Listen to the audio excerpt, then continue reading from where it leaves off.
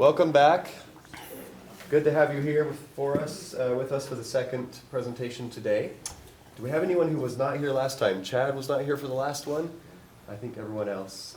Vince, so welcome the newcomers. We're excited to have our candidates on campus today for the AVP position in student experience and enrollment management. Just like last time, we will have a 30-minute presentation that Jamie has, or Dr. Cooper has prepared, and then 25 minutes for question and answer. And I almost forgot I have to read your bio, so I'm going to read your bio real quick before we jump in. Okay.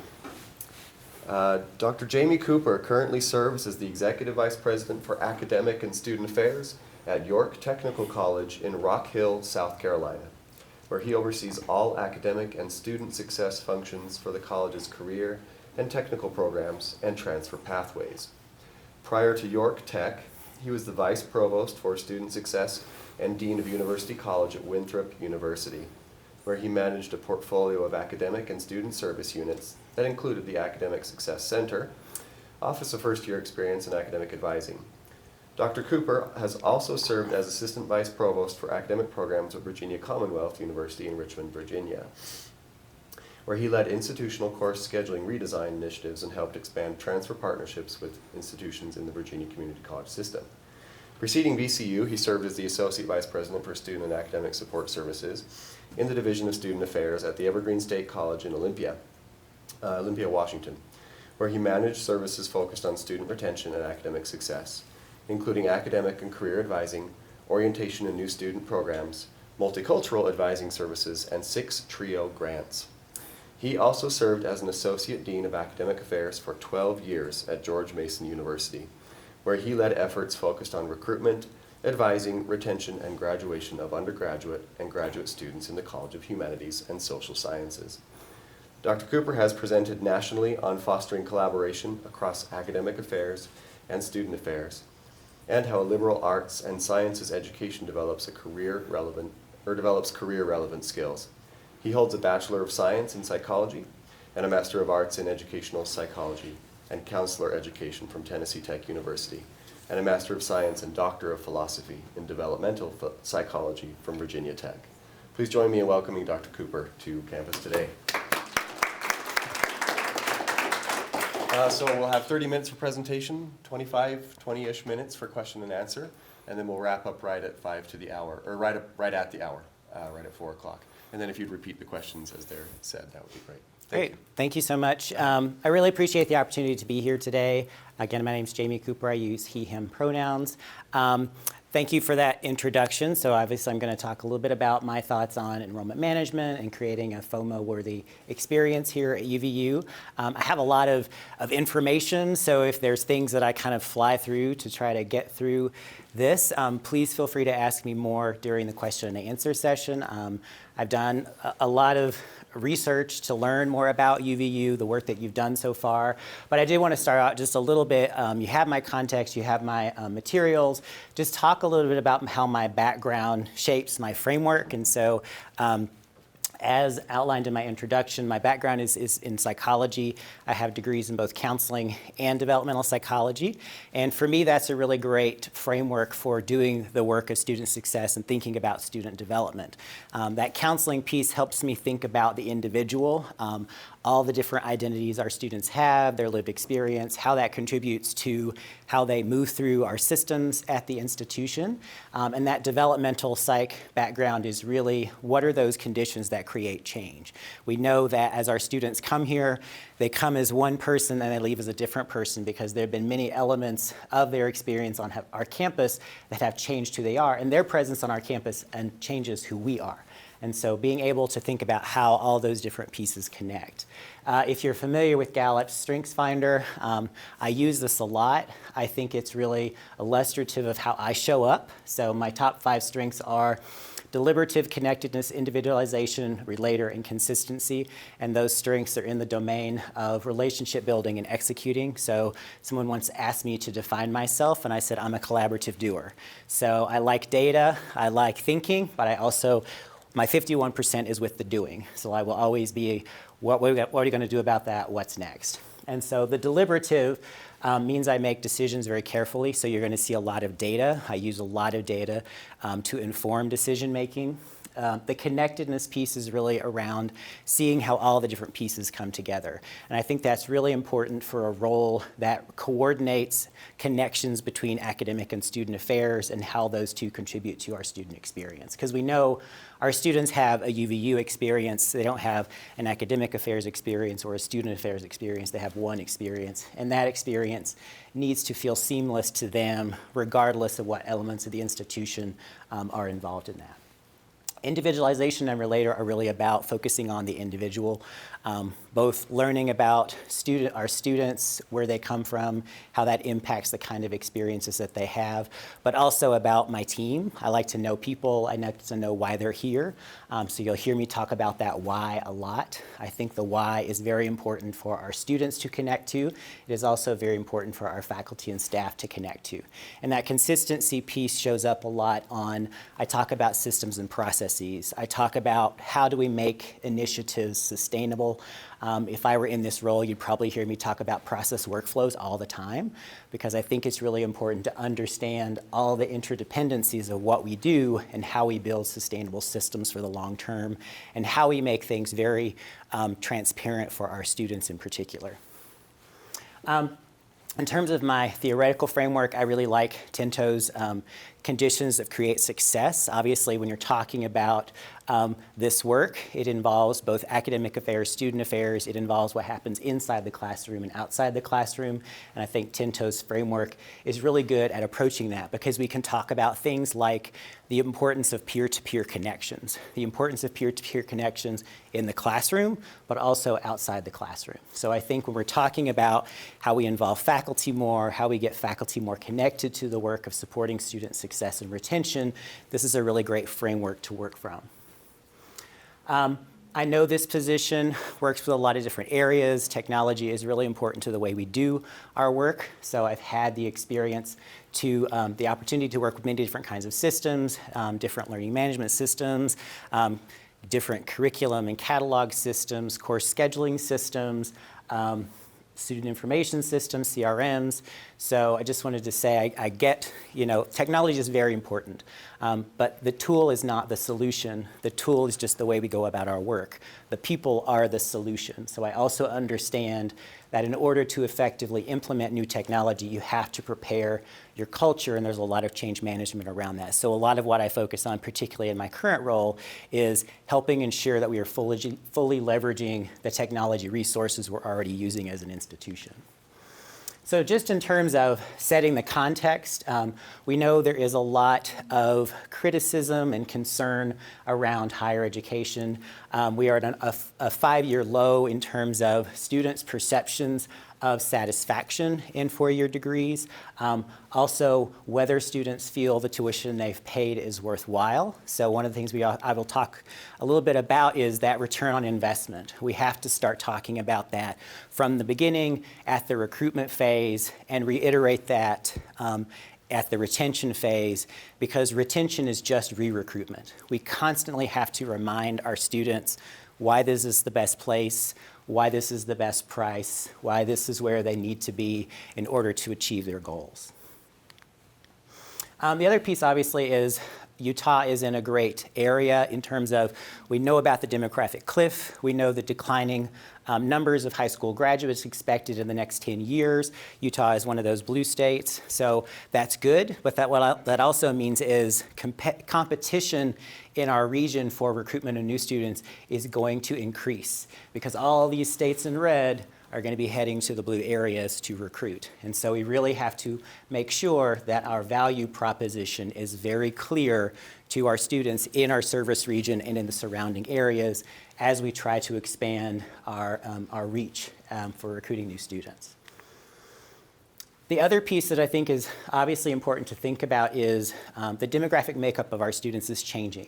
We know that the proportion of white high school students is going to drop. More of our students are going to be from traditionally underrepresented minority backgrounds. So our Hispanic students are going to be increasing. Black students are going to increasing.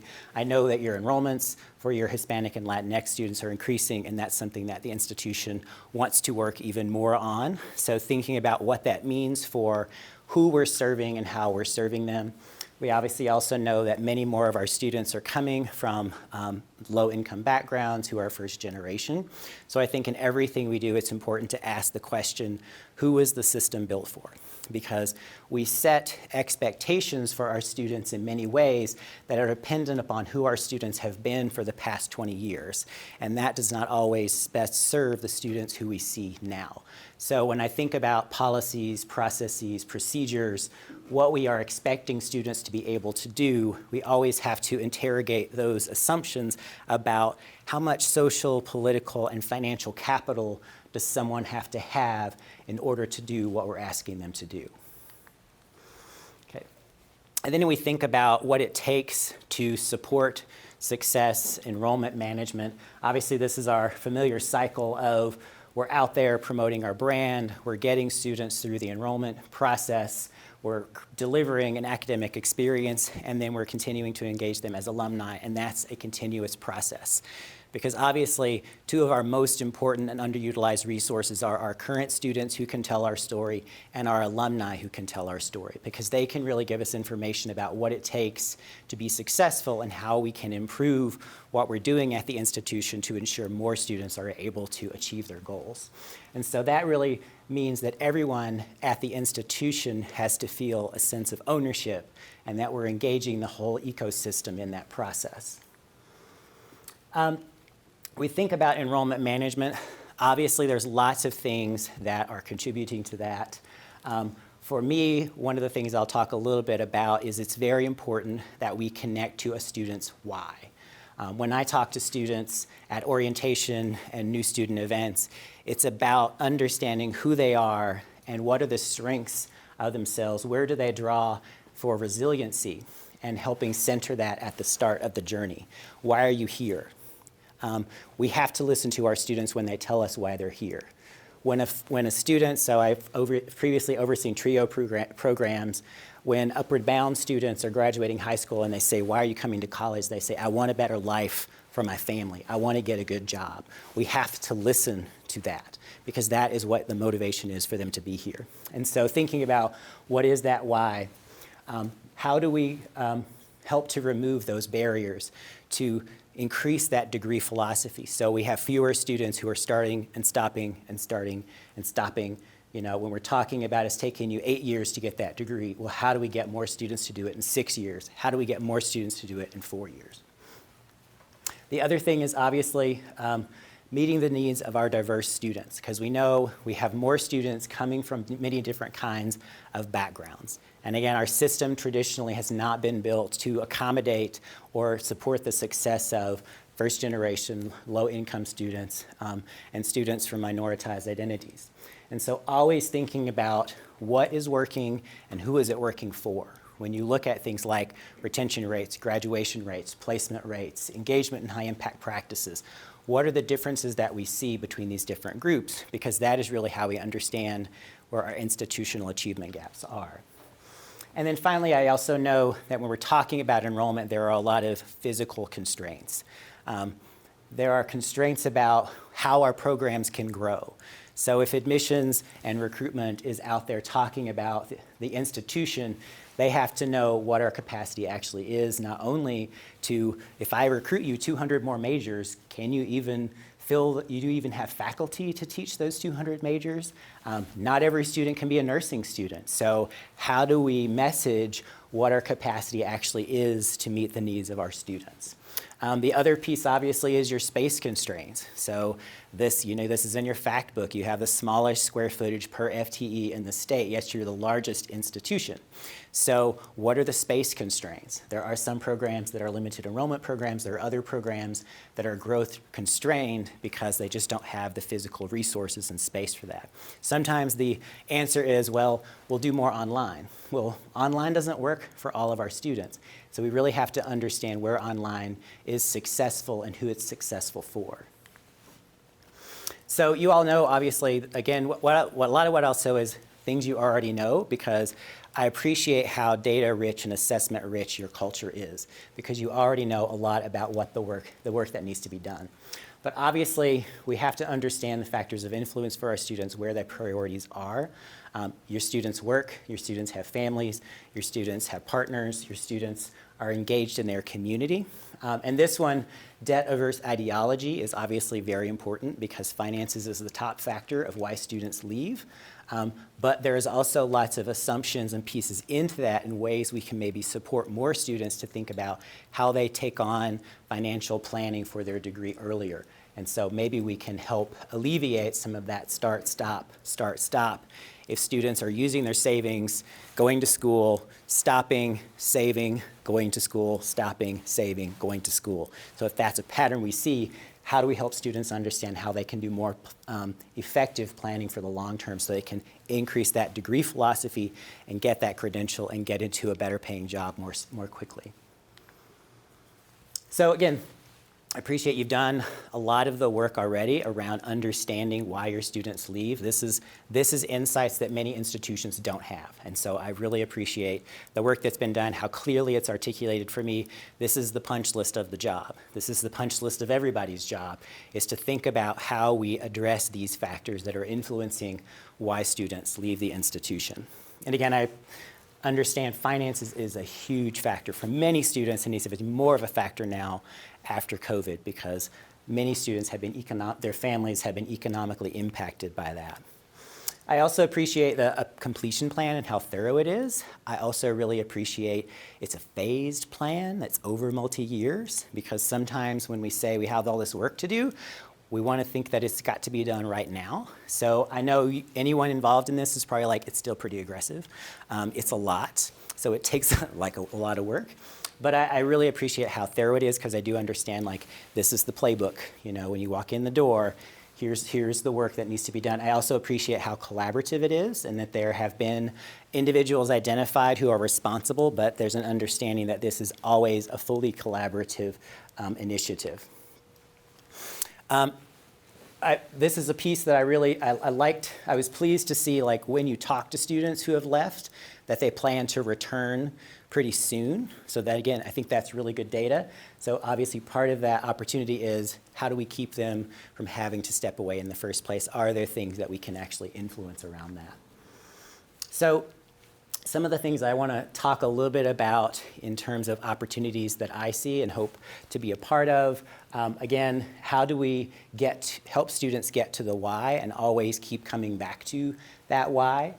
Part of that is how do we establish a framework in the first year? I'm very excited that the first year experience is a part of this portfolio, that this person will have a strong role in stewarding that. And the other piece of emphasizing that education is an investment, so I'm going to talk a lot about career outcomes because students want to know about career outcomes from the first conversation with the institution. Parents want to know, if parents are involved in this process, what is my student going to do if they come to your institution and get this degree? So we have to be able to answer that early, and we have to be able to engage students in that conversation continuously throughout their time with us.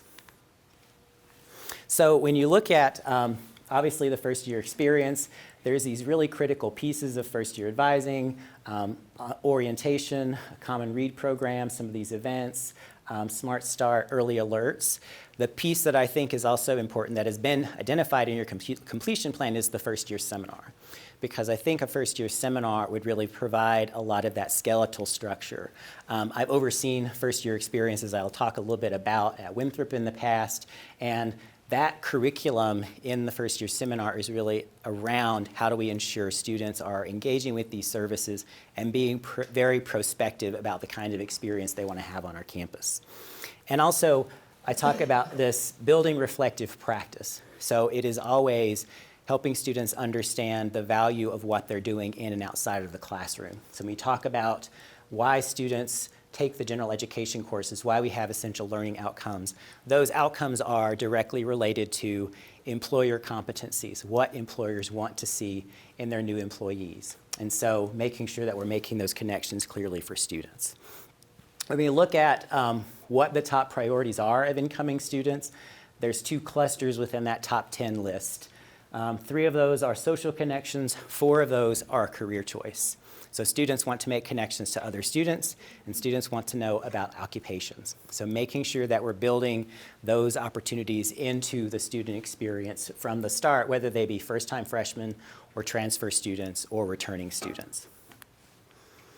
I appreciate you all have Civitas, so I have worked with EAB Navigate at 3 institutions, so it's a very similar platform. It has very robust analytics. So for me, these are also elements of the first year experience, and particularly that first year seminar, to provide structured opportunities for students to ensure that they are engaging with all of these, and also to engage peer-to-peer support within that. So obviously, you all have peer mentor programs, so looking at how those programs can connect to ensuring students connect to these kinds of opportunities that we know have an impact on retention. So this is an example of some of the pieces from the first year seminar at Winthrop. So when I was Vice Provost for Student Success, we revised that curriculum, and there are 3 pieces that I said we have to have in that curriculum going forward. One is a focus on wellness, because we know our students struggle with holistic wellness, particularly exacerbated by COVID. Students feel lonely, students feel depressed, and I'll show a little bit more later. Students very much want to talk about their wellness. They are not shy in talking about how they feel where they are. So that's a really important piece of early experience, that career readiness piece. So these are the competencies of the National Association of Colleges and Employers. So we built this into the first year seminar so that we start to have students walk through that exercise of, if you're trying to develop these kinds of competencies, what kinds of experiences do you need to have on our campus, and what are the experiences you're already engaging in connect to these competencies. And then finally, focusing a lot on financial literacy. So helping students understand how to minimize debt, but also what resources are out there to help them with their financial needs. Because we know many of our students, $100 can be a barrier to a student. $200 can be a barrier to student. So really understanding how they connect to all the resources for support that they have. Again, this is the wellness wheel, because I think it's really important when you talk about wellness, it's not just about physical and mental wellness. It's about spiritual wellness, it's social wellness, it's environmental wellness. So we have to talk about that with students constantly. And we as practitioners, as faculty and staff, have to talk about wellness. We have to live our values, because students really want to know, what is this like for you as a faculty member, as a student, because it humanizes who we are, and it helps us seem not as intimidating to have some of those authentic and tough conversations with. So in some other areas when I'm looking at your data where I think there's some good opportunities for that collaborative experience is in your NESI data from 2020. This is the last one I saw, so that's why I pulled up the 2020. So things where your students report are above your peers and where you're below your peers in NESI scores. So quality of interactions with students, you're significantly above, but it seems like those interactions are not in the classroom, because where we see below peers is explain course material to one or more students, prepared for exams by discussing material, so that peer-to-peer learning piece. So I think it's really important that we talk about the value of collaborative and peer-to-peer learning, and value of peer-to-peer contact, both in and outside the classroom, because that's really important to helping students build those social connections and feeling like they're building their support network at the institution. All right, the other piece that is very important is that students need to have a very clear pathway to the degree, whatever that credential is. And so I've been involved in pathway development at multiple institutions. So this is an example of a transfer pathway between my current institution, New York Tech, and my prior institution, Winthrop. So how do you get from the 2 to the 4-year degree in 8 semesters? Another example is major maps at VCU. So it talks not only about what are the curricular experiences that you need to be having, but what are the co-curricular experiences you need to be having. When do you need to start talking about resumes and career pathways? And we developed these not only for our native students who started with us as freshmen, but also our transfer students who started at our 2-year partner, so that when a student came to us in their junior year from our transfer partner, they had the same kinds of experiences as our students had who had started with us as freshmen. So again, connecting to that why, you have great campaigns. I really appreciated, looking at these because these are the kinds of things that really best highlight what UVU is about. It's also the best way to connect to our prospective and current students to say, this is what my experience is like, this is how I found success. Obviously, those are extremely powerful stories that your students are very much connected to. So again, I have that as a great way to expand and really show what this looks like on a personal level. When we think about engaging students, obviously we have to think about where we're engaging them. So this is just what kinds of social platforms students use, what institutions, whether they use these, whether students use these. So again, making sure that we're telling our story everywhere where students are and we're telling it in the most effective ways. And obviously, our current students are the greatest resource that we have in terms of how to connect to other students like them. All right. Again, lots of things around what you already know about your students. So again, this matches a lot of the national data, particularly for the factors that influence college choice. So cost and affordability is oftentimes the top for our Hispanic students, our Black students, our first generation students. It's not the top choice for our white students. So we have a very different kind of perceptions between our different student groups about what is most influential in their choices. So talking about and addressing that cost piece, I think, is also a really important thing of talking about financial literacy and financial planning early and often, because we know that our Latinx and Hispanic students, our first generation students, our students who have parents who are not involved in the college process are much more reluctant to take out loans, to apply for scholarships than other students. And so thinking about how students are going to finance their education and helping provide that support very early on, even in the high school. So this is, I thought, really enlightening around how your students who left paid for their education. So many of them work. We know that many of our students do that. Savings was a big part of that. And so, again, it seems that there might be this pattern of I work, I save, I go to school, I work, I save, I go to school. And so there's this start and stop. And if that is happening, how do we help students plan a little bit more holistically around how to finance their education, maybe taking out manageable loans with the understanding that it helps you get your credential faster, it helps you get into the workforce faster, it helps you get into a better paying job faster, so that 2 to 3 years after graduation, you're already in a much better place than you would have been if you start and stopped and start and stopped when we're still in school. Okay. The other thing that I think is really important is if we have students who are continuing to start and stop, we have to emphasize stackable credentials. So anytime a student steps out, we have to have done everything that we can to ensure that they leave with something, and helping students know what is necessary in order to get that credential so that even if they're stepping away for a brief pause, that they're leaving with some kind of credential. Other things that is very interesting and I think informs efforts is why you didn't apply for financial aid. We all know that the FAFSA is extremely important. There are ways to access aid that don't go through the FAFSA, but there are many more opportunities for aid if you do the FAFSA. So in South Carolina, every piece of aid that we offer is through the FAFSA.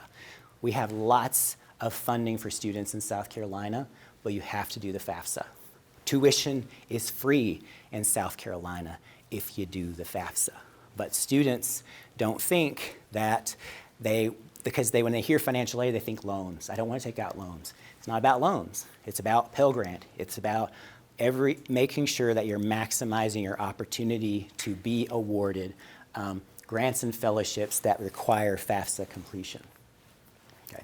And the last thing I'll talk about is emphasizing that return on investment. So when I've done presentations and orientation in the past, I typically follow the person who talks about how much tuition is at the institution. So I like to contextualize that to say, but what that means and what that investment is in terms of paying off is over your lifetime, you will earn $1 million or more if you have a 4-year degree versus if you only have a high school diploma.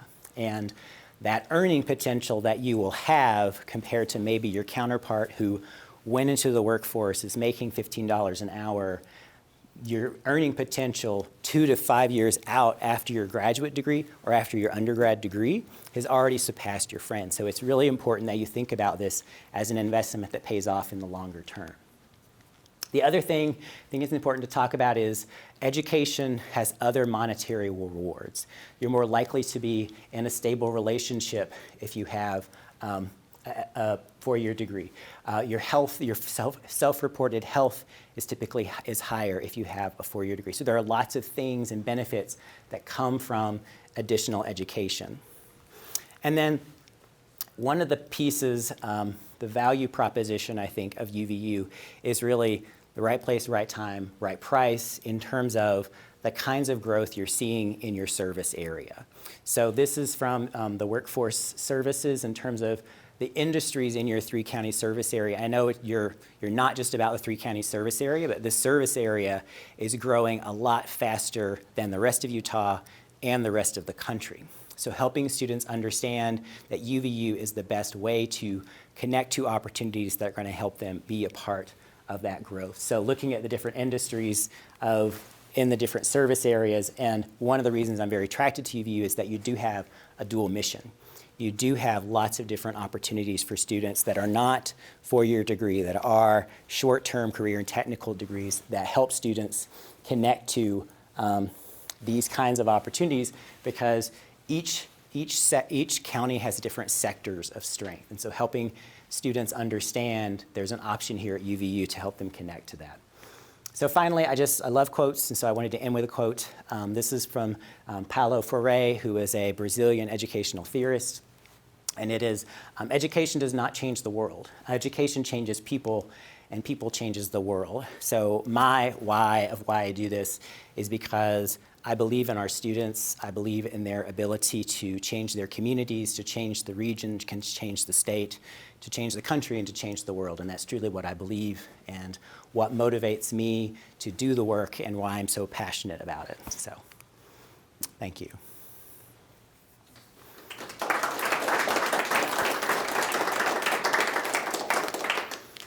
Great, we have 25 minutes for questions.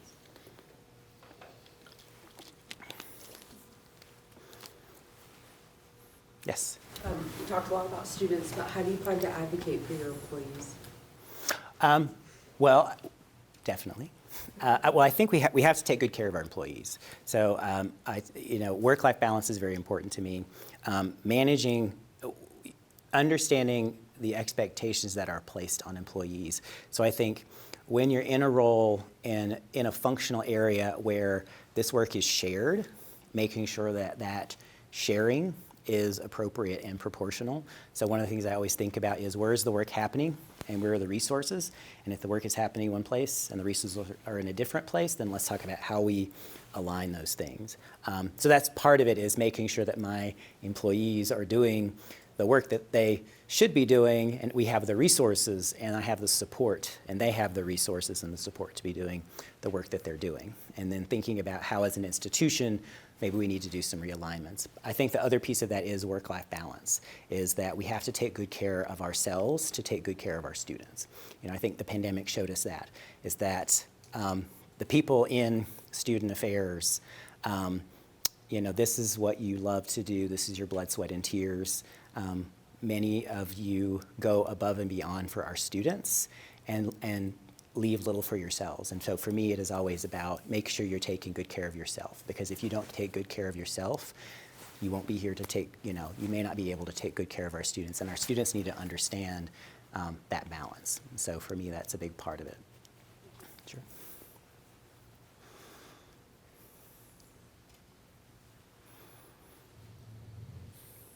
I have a question. Yes.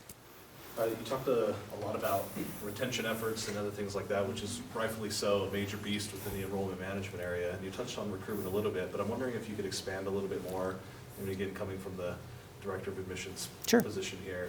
What do you bring to the table that helps to contribute to the recruitment efforts here at UVU? Sure. Well, I think part of that background in recruiting from different kinds of areas, I think, again, focusing on that outcomes piece. So for instance, at my current institution, we are a career and technical college, and so thinking about how we help students understand what that work looks like at the admissions phase. So what does manufacturing look like? What does construction look like? And I think the same thing for all the other areas of what are the outcomes, because we have to think about the outcome to market that at the point of recruitment. So for me, it's really understanding from you where you think the growth opportunities are, looking at some of the analytics in terms of which where the high school's coming, students coming from in high school. I would certainly say concurrent enrollment is a huge opportunity. I know that's kind of a shared function, but that's like a quarter of your students. And to understand why those students don't choose UVU on a more regular basis. And so how do we help that really be kind of this entry and entree point into the institution, whether they be pursuing a career and technical degree or a 4-year degree. So I think that's part of it. I think the other piece is my background is I've spent a lot of time in academics. I spent a lot of time talking with deans and department chairs and helping ensure academics knows they are an integral part of the recruitment effort because they are the ones that can present their value proposition the best. They are the ones that can talk about why someone should choose UVU over one of those other places that they are considering. And what's most compelling is when they see the passion from the faculty, because this is about relationships.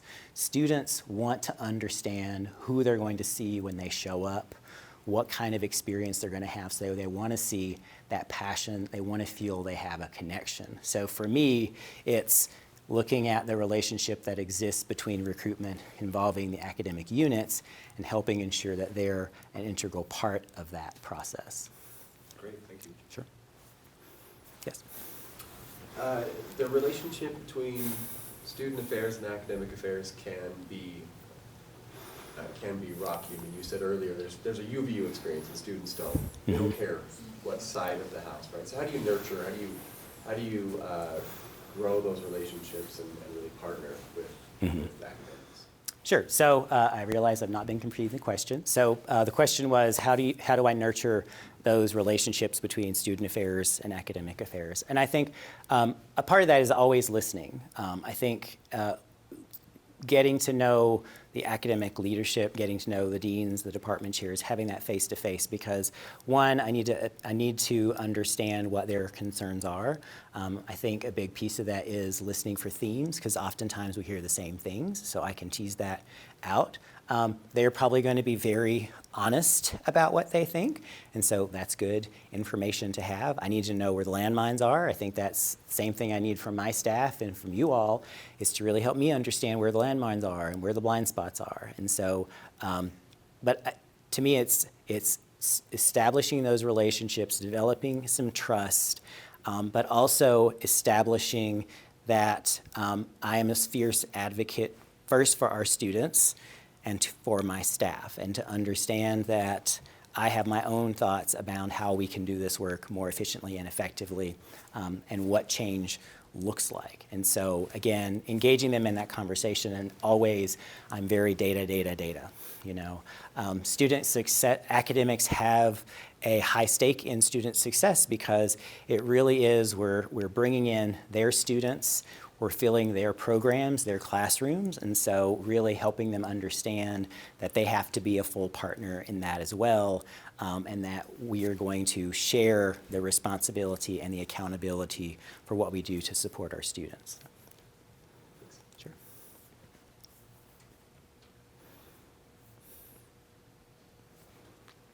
Yes? As leaders, oftentimes we have to make decisions that may not be popular among our team. So can you provide an example of a time that you had to make an unpopular decision, and then how did that impact your team, and how did you kind of manage the fallout? Sure. I will say one example that I think of is, well, two examples. One I talked a little bit about before when I was at the Evergreen State College. we had academic affairs academic advising and career development were two different units, and so I made the decision to combine them. Partially because if you are familiar with Evergreen, Evergreen is an institution where there are no majors. The student's academic journey is completely self-directed. So they need to know what the end goal is so that the advisor can help them kind of map out what their experience is going to be. So having a more holistic conversation around that. And it wasn't necessarily unpopular. It's that I listen to my staff a lot, but anytime you're making change, there are people who feel that it wasn't communicated enough. So I will say one of the lessons I have learned is you can't over-communicate.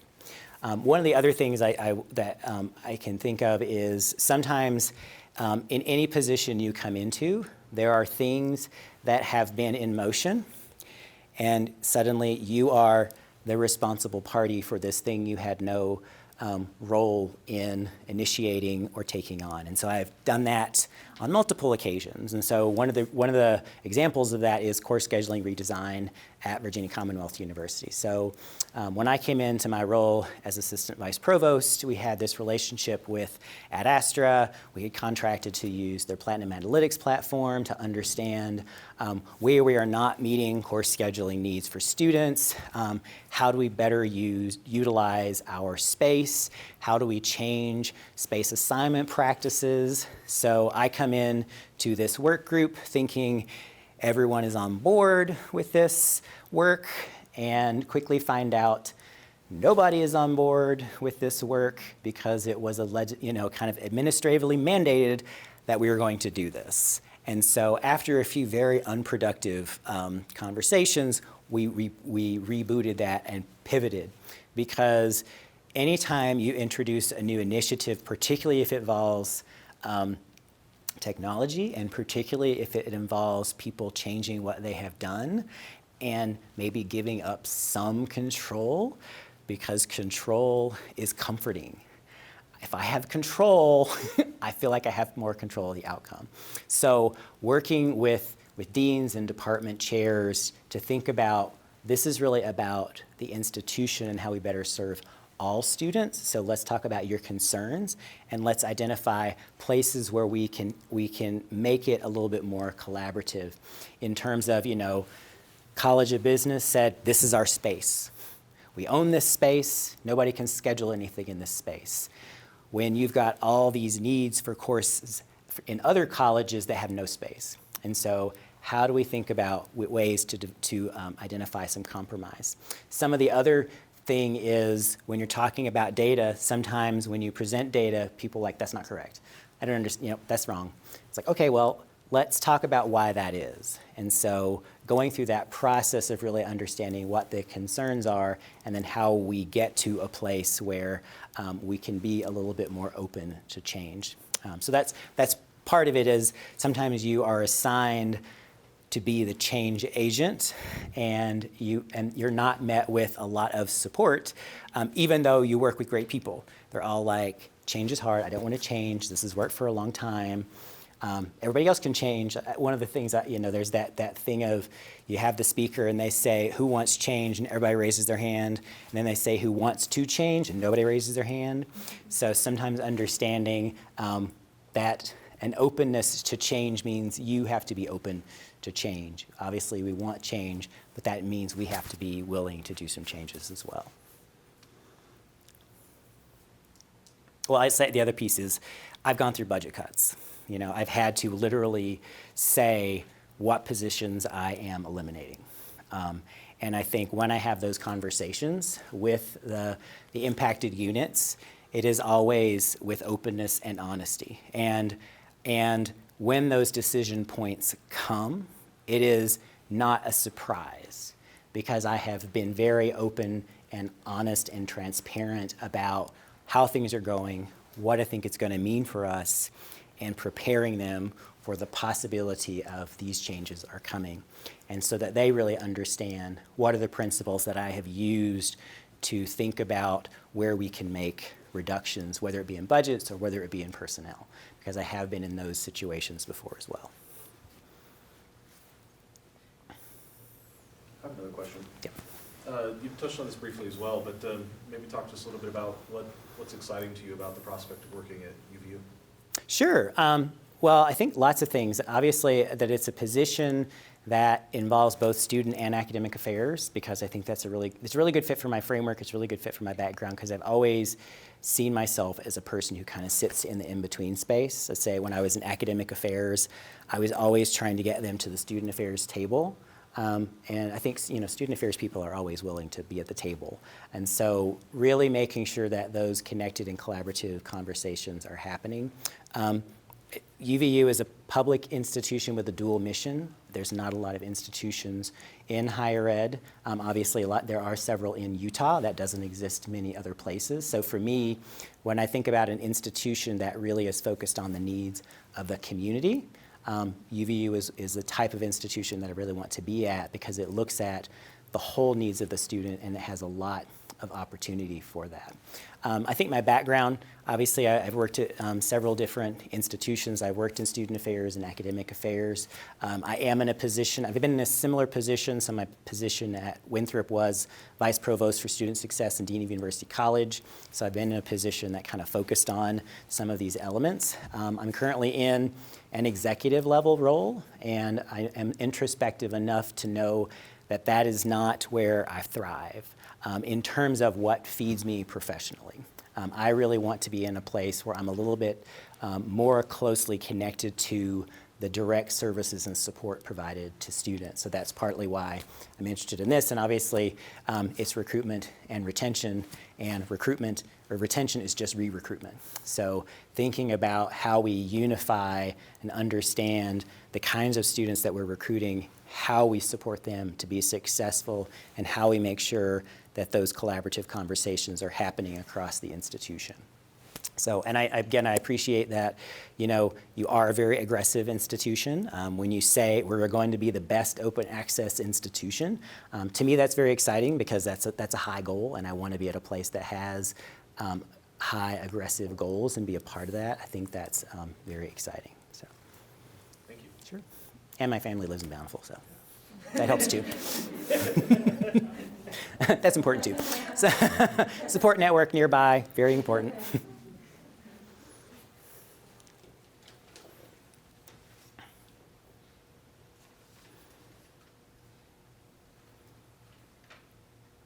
I don't want to leave, and you're like, well, he just didn't talk about this, I'll ask the question. Okay. He's like, well. So, I guess first year seminars kind of turned into a little bit of a buzzword at UVU. Okay. Where we've had maybe some struggles in Okay. getting first year seminar courses off the ground. Can you talk a little bit about the process you went in terms of getting a first year seminar? It was at Winthrop, right? That you did that. And what would you do here to get first year seminar up and running? Sure. Well, I think part of it is to understand what, obviously what work has been done. Where have the starts and stops been? There's lots of great, the Center for the First Year Experience is in South Carolina, so it's at the University of South Carolina, so there are lots of great resources we can pie on. So thinking about what the concerns have been and where the stops and starts have been, I think the other piece is, looking at best practices and how we deliver that, looking at what kinds of buy-in is necessary. That's a very different model. Different schools have different models. At Winthrop, it was in it was in my college, which was in academic affairs. It was taught by our full-time faculty. So you had a chemistry professor and a geology professor and a psychology professor all talking about, student success, and that was really great. And the faculty, we engaged them in that process of curriculum development. What do you think your students need in order to be successful in your classroom? So really helping engage faculty in that. What are some structured pieces that we can build into the curriculum that you think is really important? I think the other piece is, obviously there's a lot of data out there around what our students need to be successful, what kinds of questions that we need to be answering for them fairly early on. So again, thinking about how this aligns with what we already know about the needs of our students. And I think also it's a great opportunity to help them understand what citizenship means. So when we talk about why do we have a student code of conduct, it's not like this is a student code of conduct at UVU and this is the adjudication process. It's why do we have community standards? why is it so important to be a participant system? So what does it mean? Why do we focus on academic integrity? Why is that important to you as a student, that we value and have a system to uphold academic integrity? So I think there's a lot of great opportunities to develop some of those civic engagement and citizenship opportunities in that as well. But really it is trying to understand what the conversation is, where the landmines are, and identifying where the common ground is, because that's where we want to start the conversation. Yes. I really appreciate all the research you've done on learning about UVU, and I'm wondering if you had been able to come to a conclusion on what you think our competitive advantage is across the state. You mentioned we're going to be competing not only with other schools and universities in Utah, but nationally. So what would you say is our competitive advantage, and how would you go about communicating that to prospective students? Mm-hmm. Sure. Well, I think, when you look at marketing, it's product, place, price. So I think, again, the array of programs that we have is really important. I know a lot of institutions, so I always have my what's one above and one below. So Weber is certainly my kind of, as I look at the landscape, it's like, okay, what's Weber doing? So thinking about what our proposition is compared to them. Obviously, we have a very different proposition than the U. That big piece of that is price. So I think part of it is, what is that proposition of, are you going to be in a place of opportunity? Yes. When we talk about how much this area is growing, its proximity to Salt Lake and the opportunities that involves, all the development and things happening between here and Salt Lake. So it's not like, there's nothing between here and there. There's opportunity at every exit. So if you come here, you are close to opportunity. We train you to take advantage of opportunity, and we do it at a very competitive price. And we have a culture that is focused on student success through the strength of our faculty and staff. And so for me, I think that's really important, is coming to an area of lots of opportunity that is close to that. You still have a very tailored experience, but it's close to that opportunity, and you can do that at a reasonable price, and we have a lot of support for that. Thanks. Yeah, sure. And I think, I say too, the other piece is, when I was at George Mason, looking at what each of the programs say about themselves, they need to know what their value proposition is. So when we worked on our CRM, and so I would have communications from each of the chairs, each of the program directors, and I said, if I can put any university in your letter and it fit them, you fail the assignment. Because you need to know the why. Why would a student want to come here versus go to another institution 20 miles down the road? Is it your faculty? Is it your relationships with industry?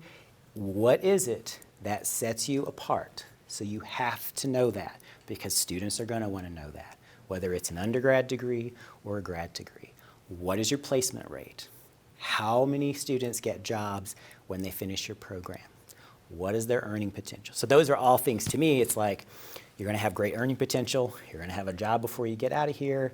You have lots of great opportunities for internships while you're here. We have to be able to talk about all of those things to say this is the best place for you.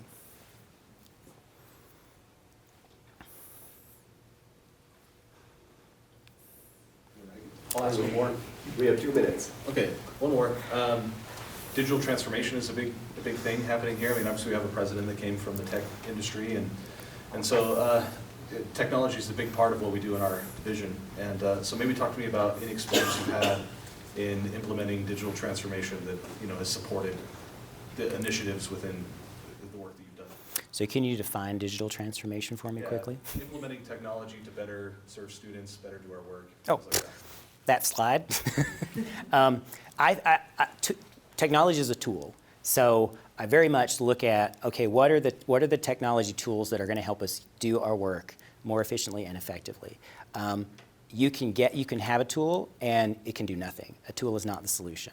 What you have to do is understand what the needs are of your culture and then identify the best tool for that. And you have to, I'm a farmer, so I grew up on a farm, so you have to cultivate the soil. The tool is kind of the seed, but you have to cultivate the soil. You have to prepare your culture to take on that and really help them understand the need for that. And also think about what is the student experience going to be. So things like how we use EAB, how you use Civitas, how are students interacting with that, what can that help us do? So that to me is really important because I think we have limited resources, both fiscal and personnel, and so technology is really the way we help ensure we're doing our work efficiently and effectively because we only have so many people to do so much work, and we have to do everything we can to make it efficient and effective and give them the tools that they need to do that work. And I think that's a piece of faculty staff recruitment and retention as well, because if we don't have the tools for someone to do their job that all of our other schools do, then we're at a competitive disadvantage. So we have to also think about making sure we have all the tools that our faculty and staff need to be successful and all our tools their students need to have a quality campus experience. So. Sure. Hey, thank you, Dr. Cooper. We Thank really you. appreciate you being here. Sure.